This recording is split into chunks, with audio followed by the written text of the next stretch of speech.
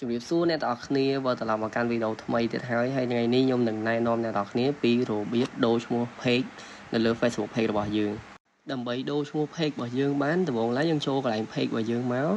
ហើយបន្ទាប់មកយើងចុចកន្លែង tray 3នៅខាងលើតាមសញ្ញាព្រួយរួចទាញមកក្រោមអ្នកទាំងអស់គ្នានឹងឃើញ setting and privacy អ្នកទាំងអស់គ្នាយកកន្លែង setting នឹងមកទៀតអ្នកទាំងអស់គ្នាអូសចូលមកខាងក្រោមអ្នកទាំងអស់គ្នានឹងឃើញអក្សរថា page set up អញ្ចឹងអ្នកទាំងអស់គ្នាចុចកន្លែងហ្នឹងមក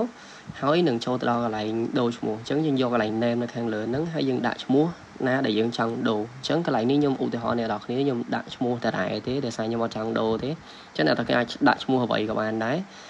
នៅពេលអ្នកនរគ្នាដាក់ឈ្មោះហើយអ្នកនរគ្នាចុច review change ហើយបន្ទាប់មកអ្នកនរគ្នាឆែកឈ្មោះទៅបើសិនជាត្រឹមត្រូវហើយអ្នកនរគ្នាអាចចុច submit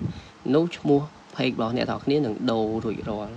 ជាចុងក្រោយសង្ឃឹមអ្នកនរគ្នានឹងដូរឈ្មោះ page របស់អ្នកនរគ្នាបានហើយកុំភ្លេចជួយចុច follow page ថ្មីរបស់ខ្ញុំម្នាក់មួយផងដើម្បីបានទទួលបានវីដេអូថ្មីៗបន្តទៀតអរគុណ